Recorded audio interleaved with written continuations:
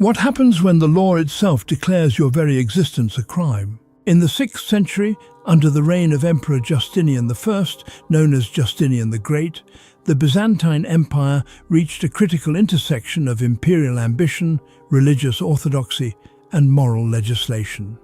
As ruler from 527 to 565 CE, Justinian was determined to revive Roman authority, codify law, and enforce Christian doctrine, not only across borders, but deep into the private lives of his subjects.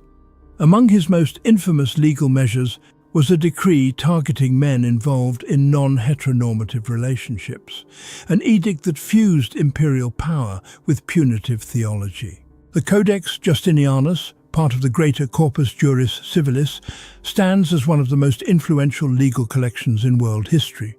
It declared that those who are ashamed to be men involved in intimate relations with other males were to be punished by death. There is no ambiguity here. The wording is stark, the judgment final. Justinian's legal reforms were not born in isolation. They reflected the moral anxiety of the Byzantine court and the broader Christian establishment. From the late 4th century onward, Eastern Roman emperors increasingly aligned their laws with the moral positions of the Church, particularly following the Council of Nicaea and the growing influence of bishops like John Chrysostom and Ambrose of Milan.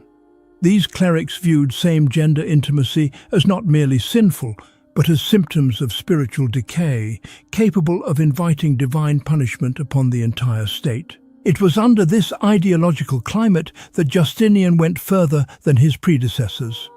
In 559 CE, he issued a new edict that linked non-heteronormative behavior directly to natural disasters. He warned that cities sheltering such sins would face earthquakes, plagues, and famine, collective punishment for individual transgressions. This decree wasn't merely moral posturing, it was a tool of persecution. Public executions followed. The emperor's motivations, however, weren't purely religious. Justinian wielded morality as an instrument of imperial control.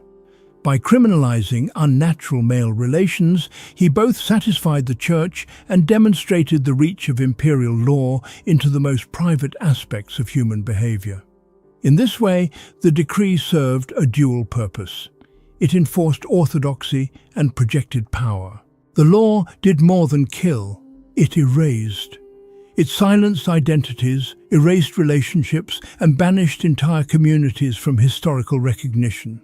And so, through a single line of law etched into imperial code, the state became executioner, the Church became judge, and love became a crime worthy of death. Public executions, sword and flame in the Byzantine Empire. The judgment did not remain on parchment. It came to life, on city streets, in public squares, and before the eyes of trembling crowds. Once Emperor Justinian's law criminalizing unnatural relations was enforced, it ushered in a grim chapter of public spectacle. Execution became not only a punishment, but a ritual of shame, a calculated performance designed to terrify, correct, and erase. Contemporary sources are sparse and guarded, yet even within the silence, the echoes of terror remain. Procopius of Caesarea, a court historian who chronicled Justinian's reign, avoided direct reference to these laws in his official works. But in his secret history, he hinted at the broader cruelty of the regime, describing it as one where bodies perished, but spirits were crushed beyond recognition. While Procopius never mentioned same-gender relations explicitly in this context, his description of executions ordered for moral deviance matches the brutal implementation of Justinian's edicts. The executions were public by design. Men accused under the anti-sodomy laws were dragged from their homes or seized in military raids. They were stripped, paraded through the streets, and labelled with signs of their alleged crimes. Some were burned alive, a punishment reserved for offences the state considered spiritually contaminating. Others were beheaded or thrown to wild beasts in earlier decades, echoing the Roman precedent for dealing with unnatural crimes. In Constantinople, the empire's crown jewel, such events were not held in secret. Crowds were summoned, the condemned were marched to execution grounds beneath towering icons and Christian symbols. The use of fire was especially symbolic. It was viewed as a means of purification.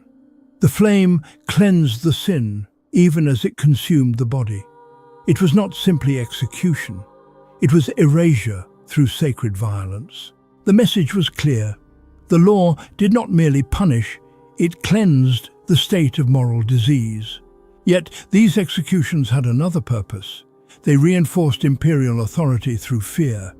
In a society where the emperor was seen as God's agent on earth, the law carried divine weight.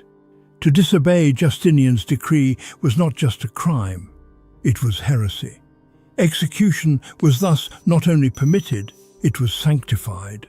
The sword and the flame became symbols of righteousness. But they also revealed a deeper truth.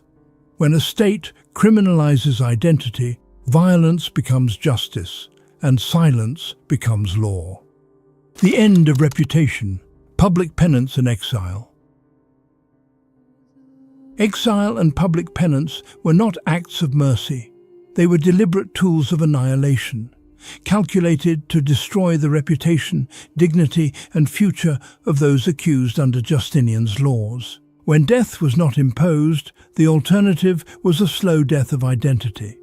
Men convicted of non-heteronormative conduct could be condemned to lifelong exile, stripped of property, and publicly humiliated before being sent away. This was not simply relocation. It was social execution. Once exiled, a man ceased to exist in the eyes of Byzantine society. His name, his citizenship, and his place within the Christian community were erased. The ritual of public penance was equally devastating.